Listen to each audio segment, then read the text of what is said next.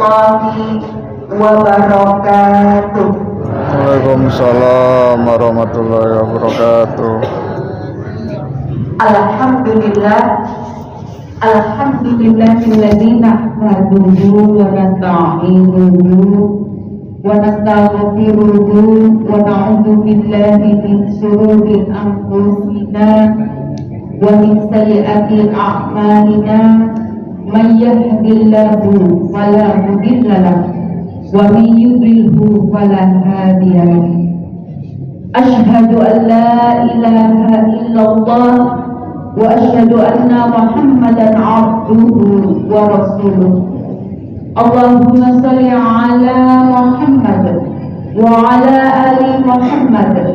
Rabbi shrah li sadri wa yassir li amri wahlul 'uqdatam min lisani yafqahu qawli. Qala Allah Ta'ala fi Qur'anil Karim, a'udzu billahi minasy syaithanir rajim. Ya ayyuhalladzina amanu taqullaha haqqa tuqatih wa la tamutunna illa wa antum muslimun. Qala aidan wal yakhshal ladzina law taraku min khalfihim dzurriyyatan bi'afan khafu 'alaihim falyattaqullaha wal yaqulu qawlan sadida. Amma ba'd. Kepada Ibu Pimpinan Cabang Aisyah Karangpilang rahimahullah, kepada Bapak-bapak pimpinan ranting Muhammadiyah Kedurus rahimahullah, kepada ibu-ibu pimpinan ranting Aisyah Kedurus rahimahullah, serta teman baik saya pimpinan daerah Aisyah Majelis Kader Ibu Kasyati SPD rahimahullah, serta ibu-ibu hadirin sekalian yang dimuliakan Allah. Syukur alhamdulillah kita panjatkan kehadiran Allah Subhanahu wa Ta'ala pada pagi yang cerah, yang indah ini. Kita bisa bermuajahah, bermajelis, bersilaturahim di Masjid Baitul Arqam yang mulia ini. Mudah-mudahan langkah bapak-bapak, ibu-ibu hadirin sekalian mendapat rahmat, ridho serta berkah dari Allah Subhanahu wa Ta'ala. Amin ya rabbal alamin. Salawat serta salam tetap tercurahkan kepada junjungan kita Rasulullah Muhammad sallallahu alaihi wasallam beserta keluarganya, sahabatnya serta pengikutnya yang setia sampai akhir zaman. Bapak-bapak, ibu-ibu hadirin sekalian, beberapa waktu yang lalu saya diminta Ibu Pimpinan Cabang Aisyah Majelis Tabligh dan Ketanzian Ibu Darti meminta saya mengisi tentang parenting. Saya tanya, Ibu, apa materinya? Ini campur saja bapak-bapak sama ibu-ibu. Gimana kalau parenting? Oke, parenting. Saya akan sampaikan materi yang berjudul menumbuhkan bukan mematikan. Itu adalah salah satu judul buku tulisan saya. Jadi ada beberapa judul tentang parenting. Satu di antaranya buku saya berjudul menumbuhkan bukan mematikan. Bapak-bapak, ibu-ibu hadirin sekalian, kira-kira kalau kita mengatakan sebuah kata menumbuhkan, image panjenengan apa kira-kira, Bu? Menumbuhkan, tumbuh ya.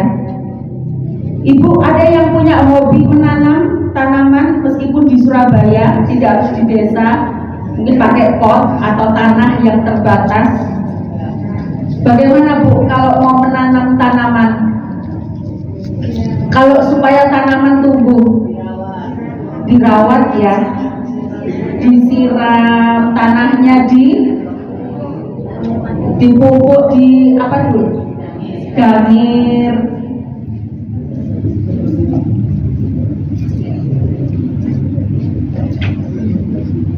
dangir ya, terus kemudian kalau ada ranting-ranting yang usang dipotong gitu ya Bu ya, itu ikhtiar untuk menumbuhkan tanaman itu butuh proses, butuh perjuangan.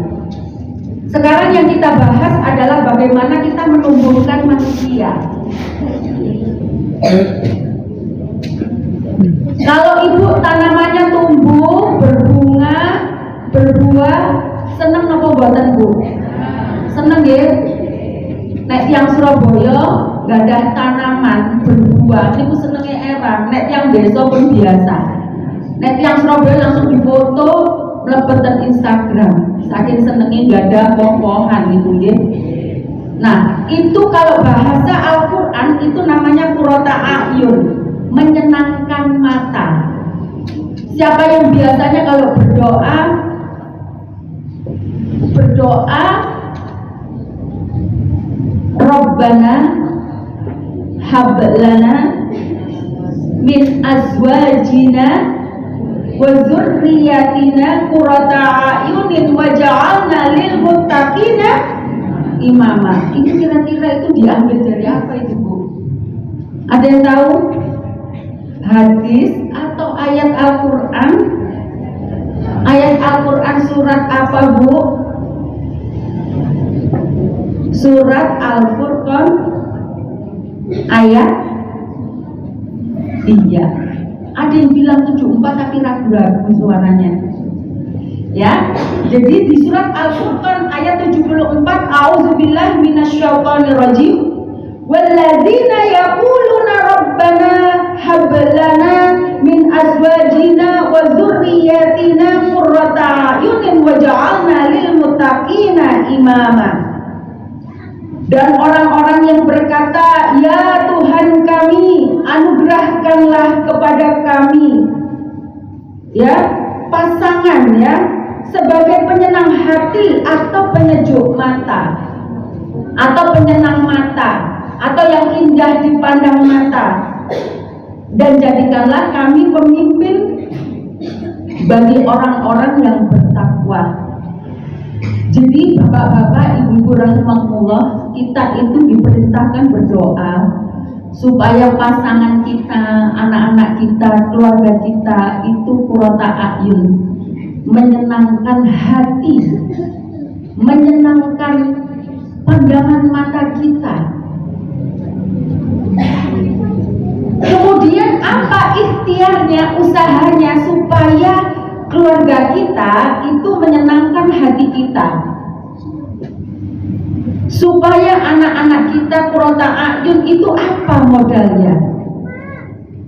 Apa modalnya? Kita harus hartanya berlimpah ruah sehingga anak itu harus sekolah di sekolah yang mahal misalnya, atau harus di pondok pesantren yang sangat mahal, atau harus kursus bahasa Inggris yang termahal misalnya. Apakah itu jaminan anak-anak kita bisa qurrata a'yun? Saya belum pernah menemukan satu ayat pun ketika mendidik anak itu modalnya dengan harta berlimpah ruah, itu belum saya temukan. Dan bapak-bapak, ibu-ibu silakan mencari di Al-Quran. Kalau ketemu ayatnya laporkan saya. Ternyata kalau kita ingin punya keluarga yang qurrata a'yun, modalnya, Ibu saya kasih rumusnya dalam Al-Quran, itu di surat An-Nisa ayat 9. Surat An-Nisa ayat 9. A'udzubillahi minasyaitonirrajim. Wal yakhshal ladzina law taraku min khalfihim dzurriyyatan dha'afan khafu 'alaihim falyattaqullaha wal yaqulu qawlan sadida. Wal yakhsha, dan hendaklah takut atau khawatir, alladzina, orang-orang yang lau sekiranya tarohu sepeninggal mereka min dari khalfihim belakang mereka zuriatan keturunan anak-anak zi'afan lemah khafu mereka khawatir alaihim atas mereka falyataqullaha maka bertakwalah kepada Allah wal yaqulu dan hendaklah mereka mengatakan qaulan perkataan sadida. Ternyata bapak-bapak ibu-ibu rahimahullah ini modalnya kalau panjenengan kepingin punya pasangan, punya anak keturunan yang panjenengan khawatir mereka tidak sejahtera, tidak makmur, khawatir ya Allah, kok ya apa anakku, kok ya apa bojoku gitu ya. Ya apa keluargaku dos pundi ya Allah, anak keturunan kula niki ya Allah. Ternyata Allah kasih rumus Bu, resepnya cuma 2. Apa tadi disebutkan? Falyataqullaha maka bertakwalah kepada Allah wal yaqulu qaulan sadida dan mereka mengatakan perkataan yang benar. Rumusnya cuma 2 Bu. Bapak Ibu bertakwa. Yang kedua, kalau ngendikan niku sing bener. Modalnya niku non sewu Bu, modal lisan tok ternyata. Murah nama mboten? Murah. Tapi hasilnya luar biasa. Karena apa? Karena kenyataannya kita ini sebagai manusia Bu, kadang niku sombongnya sing metu. Wes nak, awakmu kepingin sekolah niku ta? Gak apa-apa nak, mumpung ibumu sesuk nyambut gawe, mumpung bapakmu sesuk nyambut gawe. Sekolah nak, kepingin apa nak, tak turuti. Manten-manten bulan depan kena COVID-19. Wassalam. Bingung Bu. Lu ya apa nak? Gak sido bapakmu juga pondok deh. Bingung. Karena apa? Karena awalnya tadi modalnya bukan bertakwa kepada Allah, modalnya gengsi. Hati-hati ya. Saya pernah punya ustazah ibu, ya waktu saya masih SMA. Beliau sekarang anaknya 10, ya. Beliau mengajar di sebuah pondok pesantren, ya. Suaminya seorang dokter juga ustaz. Mengatakan kepada saya kalau manggil saya itu Dek. Waktu itu, waktu saya masih SMA, masih saya nggak mudeng gitu loh. Beliau bilang begini, Dek, sampean eling-elingen Dek. Napa Mbak? Masih tuku sandal japet Dek, konsultasi nang Allah. Dalam hati saya, lalapo tuku sandal japet, saya konsultasi nang Allah. Dulu waktu saya masih SMA itu sadar betul kok konsultasi dengan Allah. Ternyata Bu, setelah saya tambah usia, tambah ngaji, pengalamannya tambah akeh, ujiannya tambah akeh, Masya Allah, ternyata meskipun beli sandal jabir, kalau kita konsultasi sama Allah, maka sandal itu menjadi berkah. Berkah itu apa? Ziyadatul khair, bertambah kebaikan. Sandalnya ku awet, gak pedot-pedot, liyane pedotan. Lho sandalnya jabet awet dhewe niku wau awet. Terus berangkat untuk wudu, untuk taklim, untuk nyambangi tonggoe. Berkah. Ada orang beli sandalnya merek branded, tidak konsultasi sama Allah. Setelah beli kecemplung dan keceren, kentir hilang. Oh ternyata begitu ya, meskipun sederhana, tapi kalau kita konsultasi sama Allah, itu ada pertolongan Allah. Ibu, ini masih prolog ya, nanti bagaimana kaulan sadida, ini masih saya kasih contoh, pemanasan dulu. Betapa modal lisan, takwa dan lisan itu sangat penting sekali. Saya ambil contoh ya, ketika tahun 2018 anak saya harus masuk sekolah, yang pertama lulus SMA harus kuliah. Yang anak kedua lulus SD harus masuk pondok pesantren. Yang ketiga tidak pakai TK, langsung masuk SD. Dan ini masuk SD Kreatif School yang mahal, Muhammadiyah yang mahal. Yang dua pondok pesantren dia lumayan, dereng nek sambangin itu pinten juk. Sing nomor 1 masuk kuliah, ini saya masuk SBMPTN 2018 Umi, saya pengen pertanian yang paling dekat Surabaya, yang bagus di UTM. Keterima Umi, alhamdulillah. Saya mikir Bu, biasanya kalau kuliah pikirannya panjenengan anak di luar kota tinggalnya di mana Bu? Kos ya? Sepakat? Kos? Sepakat ya? Kok ragu-ragu Bu? Sepakat ya? Kos ya? Mayoritas berpikir seperti itu. Itulah pikirannya panjenengan. Saya berbeda. Saya tahu rumusnya itu bertakwa dan qaulan sadidah. Saya konsultasi sama Allah. Saya diam, tafakur, saya konsultasi sama Allah. Konsultasi saya begini, ya Allah, anak saya 3, masuk sekolah semua, butuh biaya semua. Yang pertama, ya Allah, saya konsultasikan rumian anak kula ingkang pertama. Kalau anak saya kos, saya tidak rela ya Allah. Karena apa? Saya khawatir anak saya egois. Apunten ya Bu, ini persepsi saya, hasil konsultasi saya kepada Allah. Setiap orang berbeda konsultasinya. Bayangan saya ya Allah, kalau anak saya itu kos, pulang kuliah masuk kos, tidur di kamar sendirian, tidak ada controlling sama sekali, saya tidak ridho ya Allah. Anak saya selalu bersama saya, bersama kami sekeluarga, kami pantau sholat 5 waktunya, aktivitasnya sehari-hari, dan anak saya biasa sobo masjid ya Allah. Saya tidak mau ketika anak saya kuliah ya Allah, anak saya tidak sobo masjid, tidak kumpul bapak-bapak Muhammadiyah, saya tidak mau. Nah, saya sebelumnya ketua IPM Sawahan.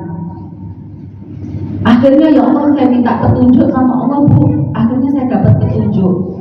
Petunjuknya apa? Eti Sunanti moro nang PDM Bangkalan gitu ya Bu ya. UTM itu Tonojo Madura. Moro silaturahimo nang Bangkalan, pimpinan daerah Muhammadiyah Bangkalan, titipno anakmu iku, cekno diawasi bapak-bapak Muhammadiyah. Itu Bu hasil istikharahnya. Kemudian saya konsultasi, saya sowan ke PDM Bangkalan. Kebetulan ketemu ada guru, itu kakak kelas saya kuliah gitu ya. Kami sowan dan kami konsultasikan, bapak-bapak, ibu-ibu, nun sewu, saya titip anak saya tidak mau Pak, Ibu, anak saya lulus SMA, kos, di samping kos juga mahal. Kami harus menyekolahkan 3 anak. Bagaimana kalau anak saya ini saya titipkan di amal usaha Muhammadiyah, tidak usah dibayar Pak. Jadi marbot masjid, cleaning service, jadi pesuruh kurir, tidak masalah. Yang penting anak saya terjaga, sholat 5 waktunya berjamaah. Kemudian anak saya didampingi bapak-bapak Muhammadiyah. Jawabannya nopo? Wala Bu, seakan Bu, kasihan anaknya lulus SMA kok dikumpulkan bapak-bapak. Di sana Bu, di UTM ada mesnya IMM, Ikatan Mahasiswa Muhammadiyah, ada mesnya, itu punyanya pimpinan daerah Muhammadiyah, dihibahkan IMM. Nah, rumah itu Bu, gratis, tidak bayar. Yang menghuni pengurus IMM mulai semester awal sampai semester akhir, jadi berbagai macam fakultas. Anak laki-laki semua, sekitar 13. Oh iya Pak, matur nuwun, cuma bayar iuran 50.000 setiap bulannya. Murah kan Bu? Kalau kos berapa Bu? Tak konten Bu, ya Allah. Kemudian apa yang terjadi Bu? Karena ini petunjuk Allah, dimudahkan sama Allah. Pertama Bu, anak saya sudah membuat saya spot jantung. Spot jantung maksudnya spot jantung kagum gitu ya. Umi tadi waktu ospek di kampus ada kelompok, tidak usah saya sebutkan, kelompok mahasiswa non Muhammadiyah kemudian bertanya, leadernya begini, di sini ini kan organisasi ini semua kan semua kan gitu, nggak ada yang Muhammadiyah kan gitu. Anak saya ngacung, kamu ngacung sendiri, saya Muhammadiyah. Kok kendelin? Ya Umi, bismillah, doanya Umi, masya Allah Bu. Ya, jadi kalau kemarin Profesor Muhajir waktu di pengukuhan PCMPC, kalau jadi orang Muhammadiyah itu tidak melulu membangun amal usaha, tapi percaya diri, jangan insecure menyembunyikan Muhammadiyahnya. Sampaikan pada masyarakat bahwa Muhammadiyah itu begini loh. Itu pertama Bu, itu saya sudah spot jantung ya, spot jantung. Masya Allah, speechless gitu ya. Yang kedua, biasanya di base camp itu yang jadi ketua takmir itu semester akhir. Anak saya semester 3 sudah jadi ketua takmir. Alhamdulillah, berarti dipercaya. Sebentar lagi Bu, sudah jadi ketua IMM pengkaderan. Alhamdulillah. Sebentar lagi Bu masuk di BEM, Badan Eksekutif Mahasiswa. Saya bilang gini, nah kamu jangan banyak-banyak organisasi, nah niat tuh kuliah loh Umi, jangan khawatir nih, insya Allah Allah mudahkan. Ternyata apa Bu? Prestasi kuliahnya cepat dan dapat beasiswa, IPK-nya tinggi. Itu karena kita apa Bu? Resepnya ini ya, falyattaqullaha wal yaqulu qawlan sadida. Satu modalnya takwa, yang kedua lisan Bu. Lisan kita yang benar. Jadi output dari ketakwaan kita insya Allah itu ditolong Allah Subhanahu wa Ta'ala. Ya, baik.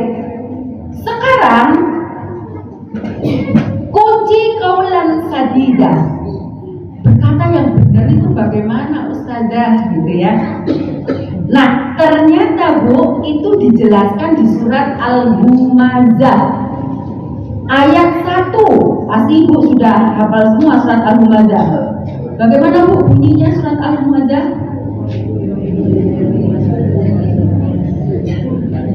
Wailul likulli humazatil lumazah.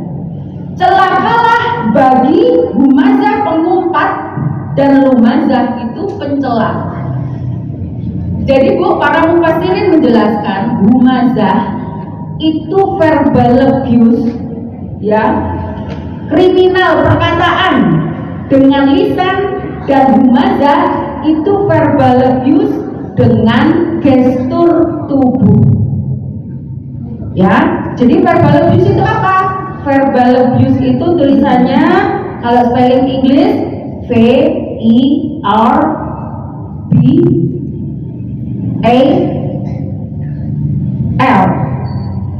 Abuse-nya A-B-U-S-E.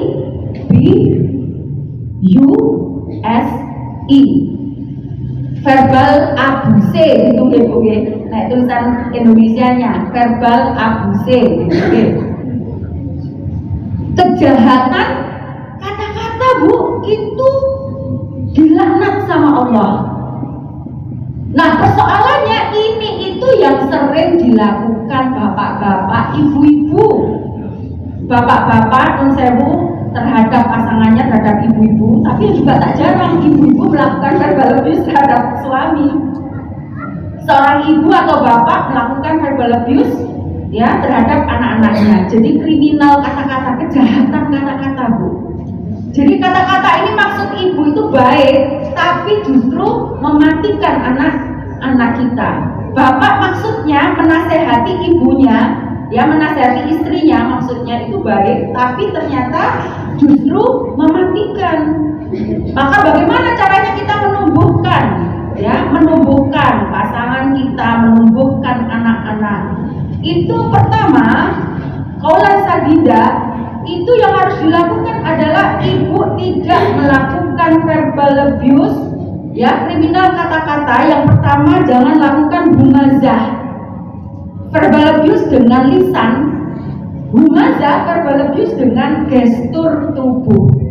Sekarang kita mulai yang terakhir dulu, ya, yang humazah. Humazah kejahatan lisan, ya, kejahatan gestur tubuh kita. Contoh, saya penulis parenting di majalah Suara Hati sudah hampir 6 tahun. Yang bulan September itu indikator anak mencintai orang tua. Jadi itu ada indikatornya, Bu. Kalau anak itu mencintai ibu atau tidak, itu ada indikatornya. Nah, sekarang kalau gestur tubuh, ya, itu sangat berpengaruh kepada anak-anak atau ibu teman organisasi misalnya, atau teman jamaah masjid misalnya. Kejahatan gestur tubuh yang kadang dilakukan tapi tidak sengaja. Nah, mulai hari ini itu kita rubah, ya Bu, ya. 1, kalau berhadapan dengan orang lain, maksudnya kalau putri ya sama putri, ya, bukan dengan bapak-bapak non mahram, ya, maksudnya tatap mata, ya Bu, ya. Kalau kita ngobrol, saya dengan Bu Hasyati, lihat wajahnya. Jangan ngomong dengan Bu Hasyati, tapi matanya melihat Bu Sumarni. Bu Marni, ya. Saya gini, salaman sama Bu Hasyati, salamannya gak Teo pisan. Terus ngomong ambek Bu Marni, "Lah ya Bu, aku Bu, iya Bu." Jadi Bu Hasyati jangan ngomong ambek aku. Tak ngomong ambek Bu Marni, saya gak jelas ngomong ini. Itu tidak nyaman, Bu. Orang mukmin itu tidak seperti itu. Orang mukmin itu gestur tubuhnya itu meyakinkan. Jadi ketika ngobrol dengan Bu Hasyati, bersalaman, salam dengan erat. Ya, kemarin saya ngisi pengajian di mana ya? Itu ada salah satu ibu, Bu, salamannya mantap, Bu. Wah, itu ya, mantap Bu, mantap salamannya gitu. Kayak kalau biasa pijet. Yes. Yang mantep Bu, apalagi warga Aisyah, ya, kalau sama teman-teman seperjuangan, yang serius Bu, yang menghargai. Jangan ada perasaan begini, so gimana, bosan aku. Jangan Bu, ya. Jadi gestur tubuh itu bisa menjadi kriminal loh Bu, ketika ibu tidak serius menatap orang yang diajak salaman, ya. Kalau seorang ibu misalnya, ya, gestur tubuhnya misalnya, ya, verbal abuse itu misalnya gini, diajak ngomong anaknya, berdiri ya, ma, apa sih mama, ayo tama, gak seneng ambil awakmu iku, apa ma, wadulan lu, apamu, anak nyocok kondo ae, gak seneng. Anak itu kenapa apa? Oh, ternyata mamaku bodohan. Oh, ternyata mamaku itu bukan ibu yang baik, ibu yang apa ya, seenaknya sendiri, ibu yang tidak menghormati bapakku gitu ya. Itu termasuk verbal abuse. Jadi ketika ibu ngomong dengan anak, itu lihat apa nak, dipanggil satu kalimat, oh iya nak, apa nak, perhatikan, tunjukkan rasa cinta, jangan meremehkan. Saya seringkali mendapati ibu-ibu itu baik dengan temannya, baik dengan orang luar, baik dengan tamu, dengan anaknya sendiri itu tidak hormat, dengan keluarganya sendiri tidak hormat. Itu salah ibu, ya. Ibu buka surat An-Nisa ayat 36, gak apa-apa, buka surat An-Nisa ayat 36. Mau dibaca? Ada yang mau maju? Baca surat An-Nisa ayat 36.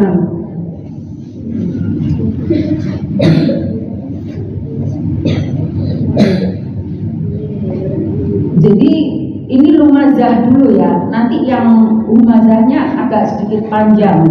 Ya, ini yang lumazah dulu. Sudah ketemu Ibu? Surat An-Nisa ayat 36. Monggo maju. Monggo maju, Bu. Monggo maju.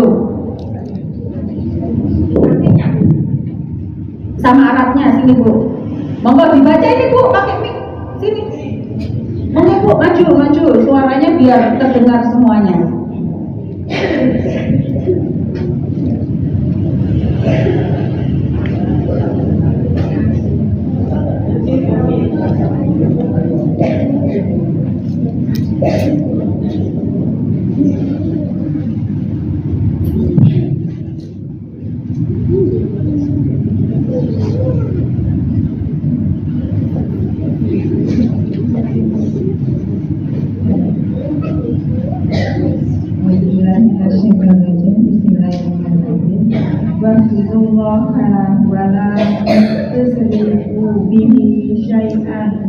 wabil walidaini ihsanan wa biril qurba wal yatama wal masakin wal jari bil qurba wal jari sunubi waso bil jahdi wabis sadir wa ma malakat aymanukum innallaha la yuhibbu man kana mukhtalan fakhur. Artinya, dan sembahlah Allah dan jangan kamu mempersekutukannya dengan sesuatu apapun, dan berbuat baiklah kepada kedua orang tua, kawin kerabat, anak-anak yatim, orang-orang miskin, tetangga dekat dan tetangga jauh, teman sejawat, ibnu sabil, dan hamba sahaya yang kamu miliki. Sungguh Allah tidak menyukai orang yang sombong dan membanggakan diri. iya, terima kasih Ibu. Matur nuwun. Jadi Ibu, di surat An-Nisa ayat 36 ini menunjukkan relationship sebuah hubungan. Jadi kalau kita ini mau menjalin hubungan dengan manusia, maka modal pertama itu adalah sembahlah Allah wa'budullaha, kemudian la tusyrik billah. Rumusnya itu Bu, saya menulis buku judulnya Rumus Birrul Walidain. Jadi kalau kepingin anak-anak kita birrul walidain, berbakti kepada kedua orang tua, rumusnya itu satu Bu, tauhid. Wa'budullaha la tusyrik billah. Sudah itu. Ibu silahkan cek ayat-ayat tentang birrul walidain.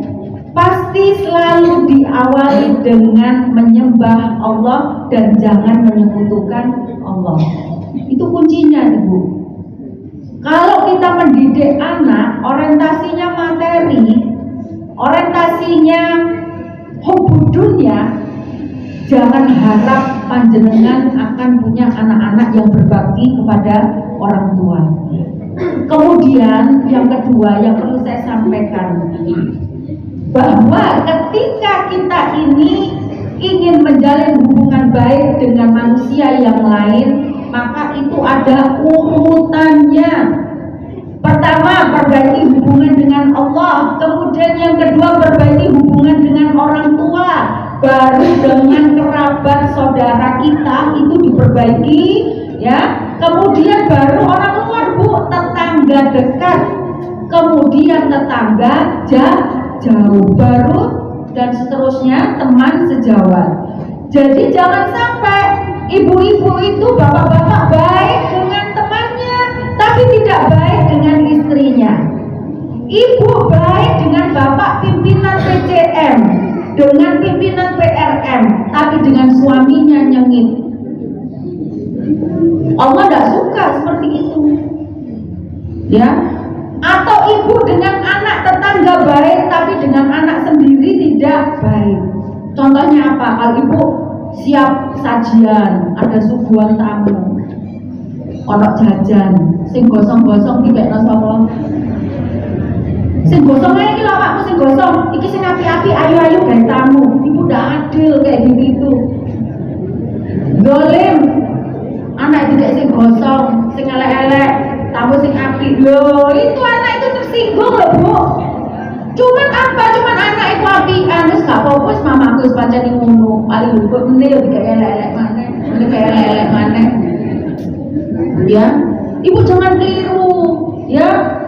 Sing elek niku, Bu. Ya sudah, jangan kalau mau adil ikhlas sing elek niku pun kita makan aja. Anak berikan yang terbaik, tamu berikan yang terbaik. Sehingga apa? Anak itu tidak insecure, tidak apa Bu, minderan. Aku biasa kecil ambil makku ya kayak elek-elek ini kok. Akhirnya apa? Dia tidak tampil yang terbaik, gitu loh Bu. Ya, makanya Allah itu maha luar biasa. Ya, di Al-Quran disebutkan itu begitu urutnya, runtutnya gitu loh Bu. Ya, jadi bukan latusik bila langsung teman dulu, enggak, orang tua dulu, kemudian anak-anak, kemudian tetangga dekat. Jangan terbalik, api tetangga adoh sebelah musuh. Nah itu enggak benar gitu. Ya, warga Aisyah harus diperbaiki mentalnya, pola hidupnya harus diperbaiki. Kalau mau sesuai Al-Quran dan As-Sunnah, tahapan ini harus dilakukan. Ya, jadi jangan sampai jadi orang Aisyah terkenal di kampung orang, di kampungnya sendiri tidak terkenal. Ya, itu terkenal baiknya maksudnya ya. Baik Ibu, sekarang kita akan mengkaji tentang verbal abuse, tentang humazah. Verbal abuse dengan lisan yang akan mematikan anak-anak kita. Lisan bapak-bapak, lisan ibu-ibu yang mematikan anak-anak, atau lisan bapak yang mematikan ibu-ibu. Karena apa? Apabila verbal abuse ini dilakukan secara psikologi akan menimbulkan atau memunculkan sebuah penyakit jiwa yang itu bermacam-macam.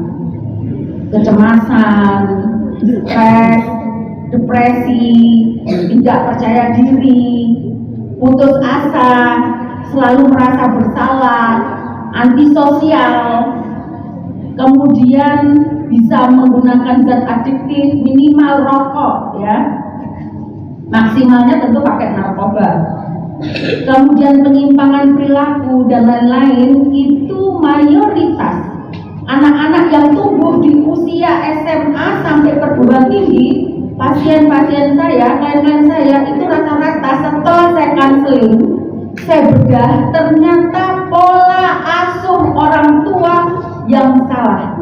Yaitu karena apa? Perilaku verbal abuse ini, humazah dan lumazah itu dilakukan ketika anak-anaknya masih kecil dan itu terbiasa. Ya, apa itu verbal abuse yang biasa dilakukan orang tua terhadap anaknya atau seorang suami terhadap pasangannya? Yang pertama, ya, yang pertama name calling. Name calling itu memanggil nama, memanggil nama dengan nama panggilan yang buruk. Saya yakin ibu-ibu kalau kasih nama bapak-bapak namanya bagus-bagus ya. Misalnya Ibrahim, Yusuf gitu ya, Abdurrahman gitu ya. Itu Bu, ada tetangga saya namanya Abdurrahman Wahid. Bagus kan Bu? Ya kan? Dipanggil apa Bu? Otit. Terus kemudian ada yang namanya siapa gitu Bu, dipanggil bagus gitu, saya lupa namanya. Itu satu keluarga Bu, nama panggilannya buruk semua, dipanggil cuplik. Ada lagi dipanggil sempret. Bagus-bagus namanya, itu nama santri, tapi gimana gitu ya. Ada lagi panggilan nama-nama yang buruk gitu ya. Dan insya Allah panggilan itu tidak mengingkari hasilnya. Karena dipanggil buruk, Bu, outputnya buruk gitu loh, Bu. Maka dari itu ibu-ibu, kalau sudah berikhtiar anaknya diberi nama yang baik, panggil dengan sebutan nama itu yang terbaik. Mensewu, anak saya kasih nama, kata keduanya itu selalu saya beri nama surat. Karena apa? Supaya menjadi cinta Al-Quran gitu loh, Bu, impiannya. Faza Al-Kausar, surat Al-Kausar, Faza beruntung. Fada An-Najma, surat An-Najm, bintang supaya bersinar gitu loh, Bu. Supaya apa? Bagus, panggilan namanya udah bagus. Anak itu percaya diri. Ini apa nih artinya namaku Fada? Kenapa kasih nama Fada? Fada itu bermanfaat. Nah, An-Najma itu apa? Surat An-Najm, bintang soal bersinar. Wah, senyum merah tumbuh dia karena punya nama yang baik. Yang ketiga, fahma al-a'la. Fahma itu kepahaman, memahami, al-a'la yang maha tinggi. Betul, Bu, Masya Allah. Jadi anak itu yo cerdas gitu, Bu, gampang mikirin. Jadi nempolin. Jadi ibu-ibu jangan sekali-kali mengundang nama anak-anak panjenengan dengan panggilan misalnya karena lucu-lucuan. Gak apa-apa, lucu soalnya lucu, ya. Misalnya namanya siapa, misalnya juga diceluk cedok misalnya, lucu soalnya misalnya waktu kecil itu loh ketiban cedok, anak nangis. Nah aku loh kok seneng dulu anakku nangis, lucu jadi tak celuk cedok misalnya. Itu nggak dilarang, Bu, ya, sama Allah dan Rasulnya. Itu panggilan nama yang terindah. Karena nama adalah doa, panggilan adalah doa. Kemudian yang kedua, Bu, verbal abuse yang sering dilakukan orang tua terhadap anaknya tapi tidak sadar, yaitu yang kedua adalah meremehkan. Meremehkan. Kalau anaknya kecil, ya ada tamu, teman Aisyah datang, anaknya berdua, sini, kalau melok-melok, urusan orang tua ini. Urusan ibu Aisyah, ayah kecil melebu. Akhirnya apa, Bu? Ya tidak respon lah dengan Aisyah. Mengaku gak oleh kok ibu ngomong ambil Aisyah, aku si cilik. Ya sampai gede pikirannya jadi cilik, kalau melok-melok. Jadi ketika ada urusan yang emergency, anak itu apa, Bu? Slow respon, bahkan tidak respect sama sekali gitu loh. Jadi, Bu, anak-anak masih kecil itu ada ibu Aisyah, dan perlu kenalkan. Nah, itu temannya Umi, nah, itu Bu Khasiati, ketua majelis kader daerah Salim, nah. Oh, ini Bu Khasiati ya. Itu harus bangga, sejak kecil itu ibu harus mengkader anak-anaknya. Makanya saya heran kok iso sih Bu Aisyah ini anaknya gak belum muncul itu. Ibu kayak 0 sampai ke tuwek loh, ibu anak itu lebih padahal anaknya kayak gitu loh. Karena apa? Karena tidak dikenalkan, ya, selalu diremehkan, tapi Bu itu tidak terasa gitu loh, Bu. Remen anak itu gak kroso. Wes coba melok, urusannya bapak ini, coba melok. Akhirnya apa, Bu? Nah, makanya bisa jadi anak itu jadi LGBT karena apa, Bu? Anak tidak diberi kesempatan menjadi seorang leader, ya. Mestinya sejak kecil itu bapak nakal Muhammadiyah, melok, ya, melok. Sejak kecil ikut, Bu. Namanya apa? Kader intilan, ya, intil aja, Bu. Kenapa dia akan mencontoh? Karena uswahnya ayah dan ibunya. Jangan meremehkan anak-anak. Ibu tahu penelitian, ya, penelitian membuktikan bahwa manusia yang cerdas itu adalah anak-anak. Anak-anak itu manusia cerdas, Ibu. Karena apa? Dia mempunyai daya ingat yang luar biasa. Ada lagu kasidah, Ibu masih ingat kan? Belajar di waktu bagai mengukir, belajar sudah dewasa, bagai mengukir di atas air. Artinya nek pun sepo niku Bu, nek ngapalno niku belali kalian. Makanya anak kecil dikatakan cerdas. Karena apa? Kalau belajar itu bagai mengukir di atas batu, mboten hilang, eling terus. Nggih. Kemudian janji ya Bu ya, jangan meremehkan anak-anaknya ya. Anak-anak itu harus ditumbuhkan kepercayaan dirinya bahwa anak-anak itu insya Allah diberi pertolongan Allah, diberi kemudahan.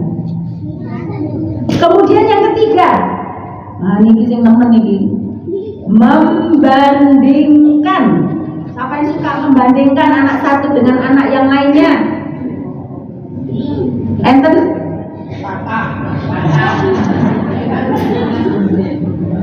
Taubat Bu, taubat Pak. Kalau lah, kok gak kayak mbakmu sih? Mbakmu lu seragam.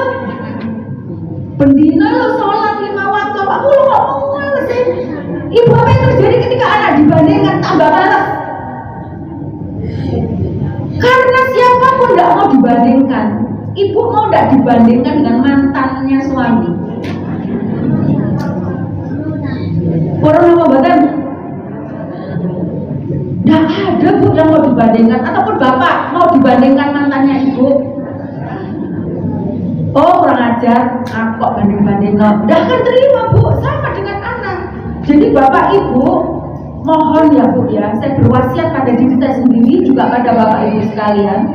Jangan mentang-mentang itu anak kita, kemudian kita itu semena-mena zalim terhadap anak kita. Jangan bilang anak itu durhaka pada orang tua. Sebelum kita muhasabah, jangan-jangan kita ini orang tua yang durhaka terhadap anak kita. Kalau ada anak yang tidak beres muhasabah, pasti ada orang tua yang belum beres. Ya. Jadi jangan membandingkan Bu, atau membandingkan anak dengan temannya. Saya pernah ada seorang ibu, ya seorang ibu curhat kepada saya, konsultasi. Beliau seorang penjahit, ekonominya sangat lemah, tapi ambisiusnya luar biasa. Semangatnya boleh, semangat boleh. Anaknya selalu ranking 2. Anaknya yang ranking 1, temannya yang ranking 1 itu anaknya dokter, ibunya dokter, bapaknya pengusaha, fasilitas terpenuhi, les semua diikuti, sementara anaknya belajar sendiri ranking 2. Niku Rasulullah sambat, Ustazah saya tidak terima. Kenapa nak saya selalu ranking 2? Kok anak temannya itu loh kok selalu ranking 1? Saya tanya, mudah, bapak sinten itu pengusaha kaya raya, ibunya dokter, belajarnya les ini itu. Kira-kira kalau ranking 1 wajar napa mboten? Wajar.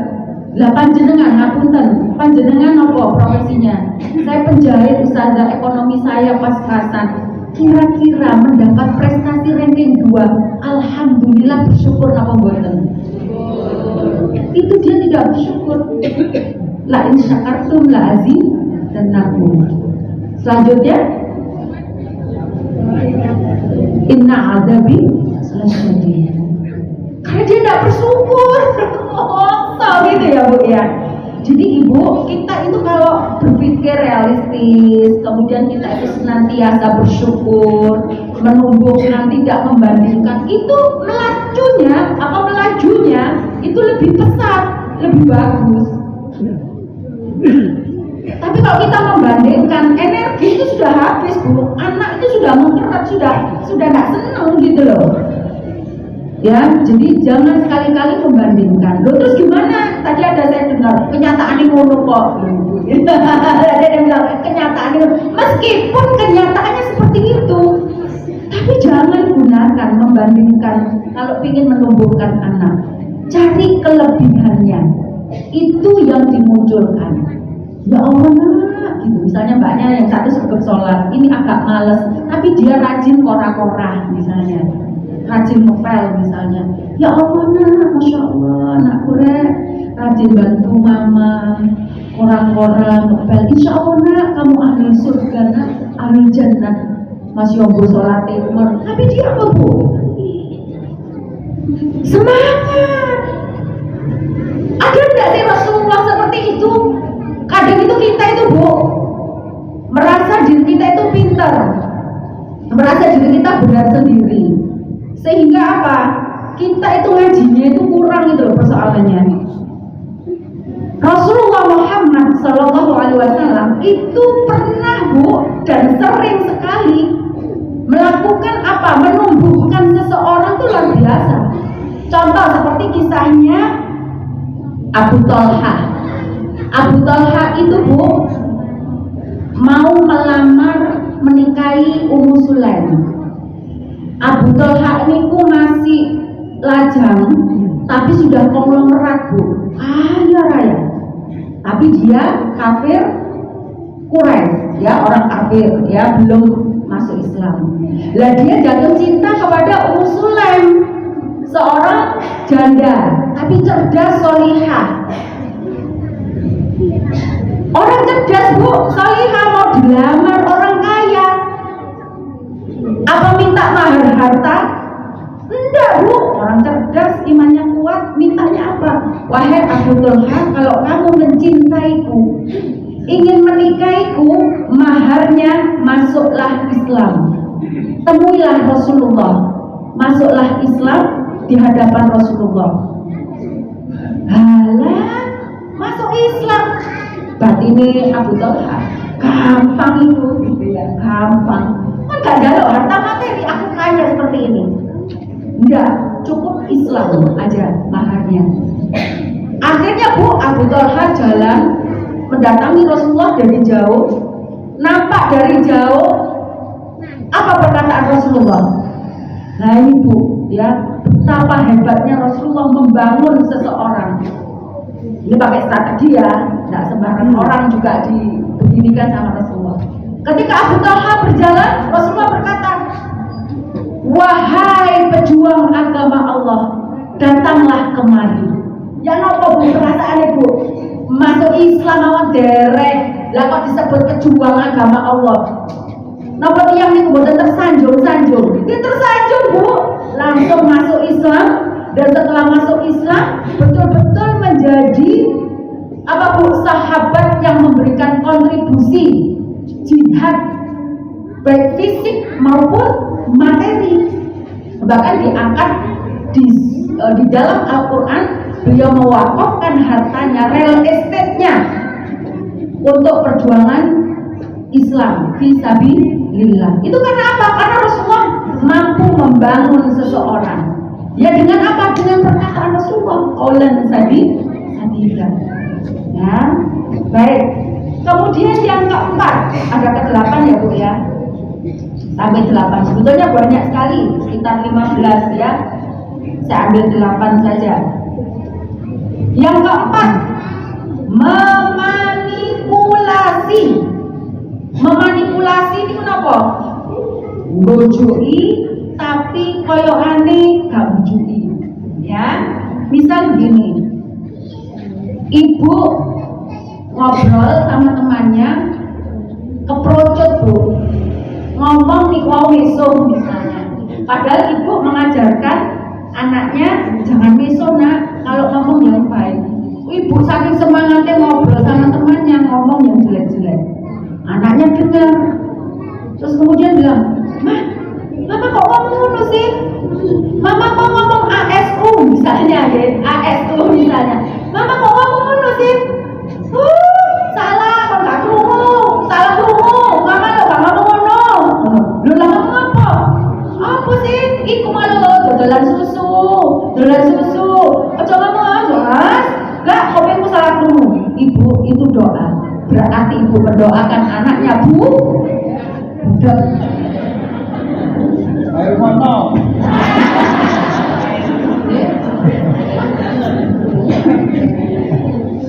Itu banyak bu, saya mendengar ibu-ibu itu kalau ngomong sama anaknya itu memanipulasi.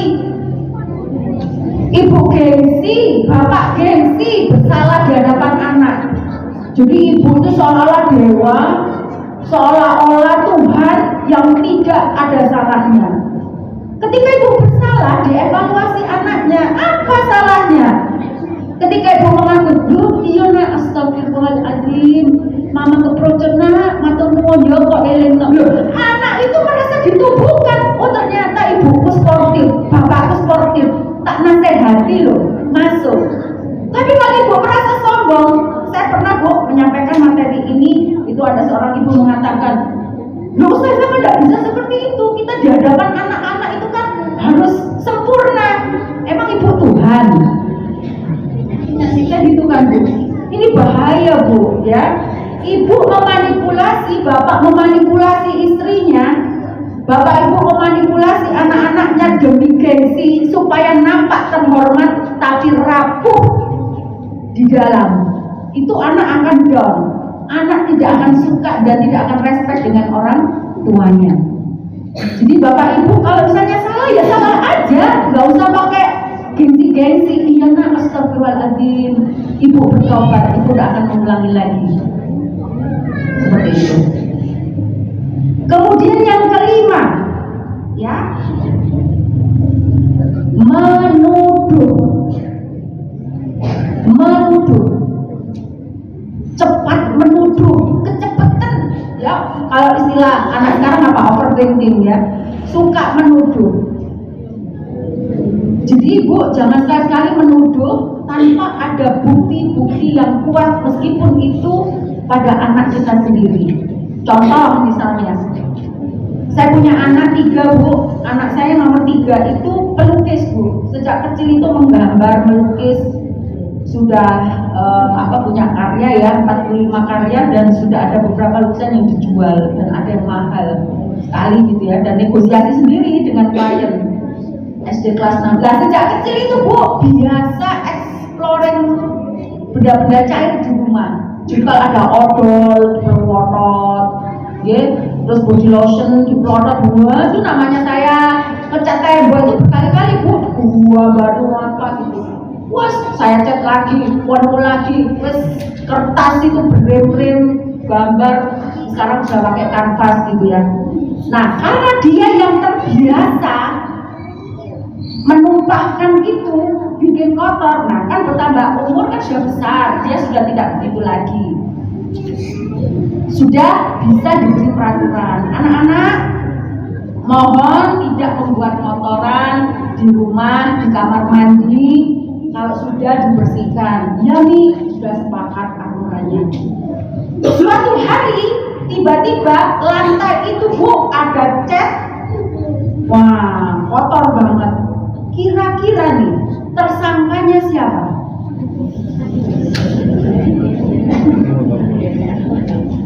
Kira-kira tersangkanya siapa? Anak saya melukis kan Bu, karena dia terbiasa begitu kan. Tapi saya tidak berani menuduh, meskipun dalam hati saya pun sudah muangkel. Iki Fahma, tapi saya tahan Bu, karena saya tidak tahu siapa pelakunya, iya kan? Kemudian anak 3 saya panggil, meskipun yang gede yang mahasiswa SMA, panggil. Nah, mohon maaf, Umi mau bertanya, ini perbuatannya siapa? Umi kan sudah buat peraturan, jangan membuat kotoran, boleh tapi langsung dibersihkan. Saya tahu ya, bisa nggak mungkin lah, dia nggak pernah seperti itu. Enggak Mi, ya. Yang kedua, enggak lah Mi, masuk aku kayak gitu. Enggak. Fahma, enggak Mi, siapa? Ada tersangka lain. Biasanya ini dalam hati saya, waduh, selamat aku gak nuduh. Nah kalau nuduh Bu, bisa benci dia sama saya. Siapa kira-kira ini pelakunya? Saya carilah pelakunya, ternyata ponakan saya yang masih TK. Gini. Dok, ini siapa Dok? Aku Bude. Oh alah Dok, ya saya diresihi. Andai kan saya langsung menuduh Fahma pelakunya, kira-kira anak itu seperti apa? Kenapa Bu? Umi itu apa namanya? Rame gitu. Kira-kira siapa yang ibu sering cepat mengambil kesimpulan menuduh anaknya? Siapa? Nah, ibu istighfar ya, istighfar mohon ampun kepada Allah. Ya, jadi ibu harus benar-benar deh menegakkan keadilan itu di rumah itu harus ditegakkan supaya anak-anak itu tumbuh dengan baik. Ya. Kemudian yang keenam, mengancam. Terus no, nek gak ngaji, terus no, nek gak ngaji, terus no ya, gak ngaji, gak take mangan ngono ya, gak usah mangan. Yo kan pinter bu, jaluk baik, ngomong baik tidak. Terus no, gak sholat jamaah, gak take jajan, diam-diam minta bapaknya dikei. Ya, jadi jangan mengancam, jangan menyuruh anak dengan ancaman. Ya, bagaimana cara menyuruhnya? Lihat usianya. Kata Ali bin Abi Thalib, usia 0 sampai 6, usia emas, perlakukan anak seperti raja. Usia 7 sampai 13 atau 14, perlakukan anak seperti tawanan perang. Jadi kalau usia anak SD, SMP awal menyuruh sholat, suruh ya suruh saja, tidak usah pakai diancam. Sholat tidak usah pakai ngancam, ya sholat. Tidak. Kalau anak kecil bu, digendong, diajak jamaah, ya biar dia melihat tanpa disuruh. Anak-anak TK jangan disuruh, jangan diberi ancaman. Ya, anak itu nanti sakit-sakitan. Kalau usia emas sudah diperlakukan seperti anak usia sekolah, sakit-sakitan. Perlakukan anak usia emas seperti raja. Kalau usianya sudah remaja, dewasa, 15 sampai 21 tahun, perlakukan seperti teman atau sahabat. Kemudian yang ketujuh, menyalahkan, suka mengambing hitamkan. Mohon maaf, gara-gara bapakmu iki awakmu lho koyo ngono.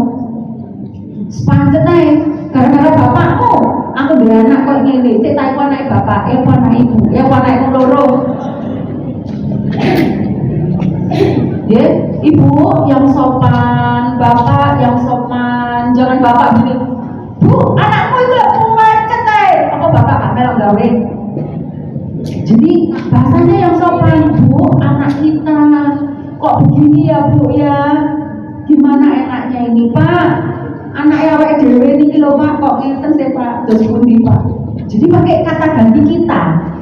Seperti ayat yang tadi saya buka, Rabbana hablana min azwajina wa dzurriyyatina qurrata a'yun lil muttaqina imama. Kata gantinya apa itu domirnya? Domirnya apa? Nahnu, kami. Bukan Robbi, Habli. Bukan Pak Robbi, Tuhanku Habli. Ya, itu untuk saya. Tapi Rabbana hablana min azwaj, kami. Jadi jangan egois. Ya, jadi kata gantinya itu kami, kita, ya. Jangan menyalahkan atau mengambing hitamkan. Ketika ada kesalahan anak, berarti ada kesalahan ibu dan bapaknya.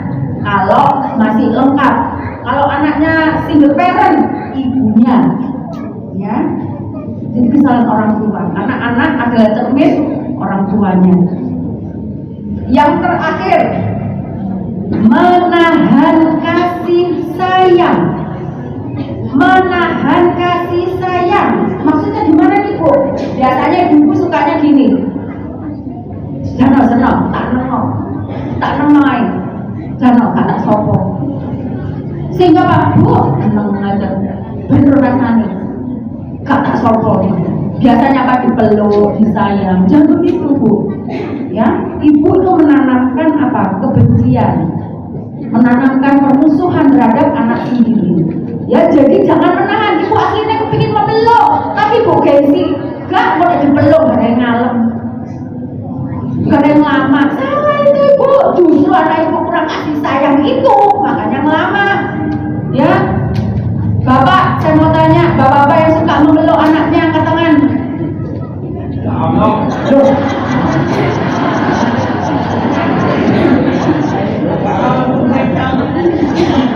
Bapak-bapak angkat tangan, tidak usah sungkan-sungkan.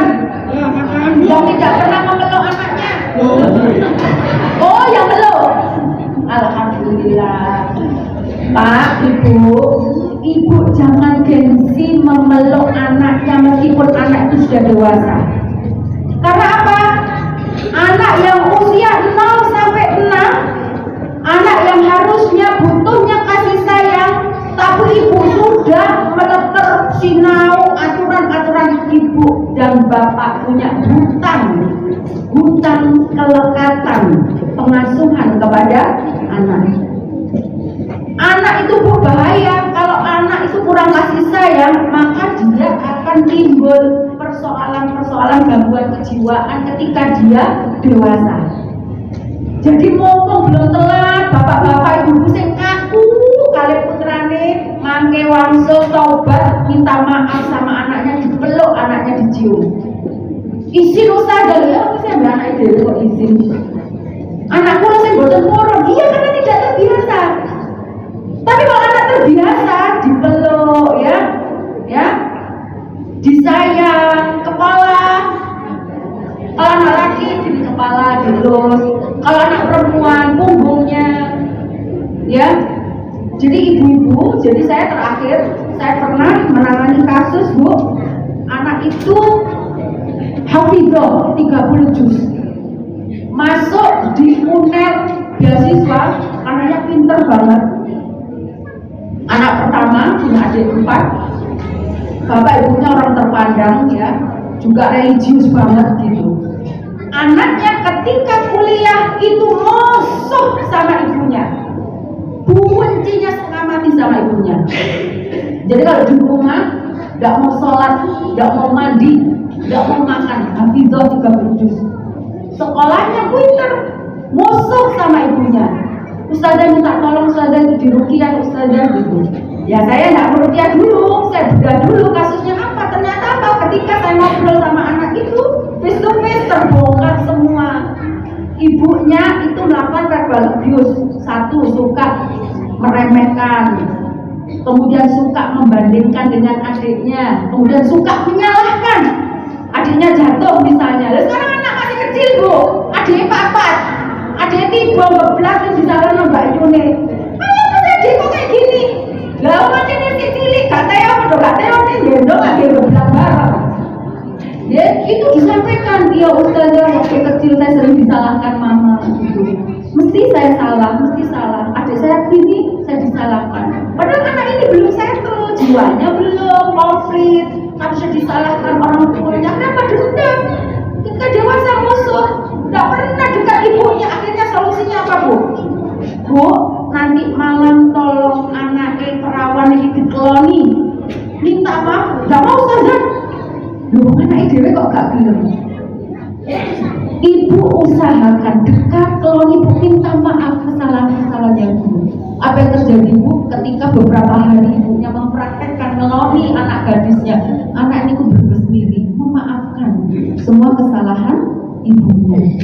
Ya, jadi ibu-ibu rahimahullah, betapa Allah itu sudah sangat-sangat hebat, ya, membuat pelajaran-pelajaran semua aspek kehidupan itu sudah ada di Al-Quran, ya, yaitu wailul likulli humazatin lumazah, celakalah, ya, binasalah orang-orang yang suka melakukan verbal abuse, baik lisan ataupun gestur tubuhnya. Mudah-mudahan bapak-bapak, ibu-ibu yang hadir di sini menjadi bapak ibu yang solih-solihah, menjadi ahlul jannah, yang qurrata a'yun keluarganya, dan menjadi keluarga yang sakinah, mawaddah, warahmah. Semoga ada waktu.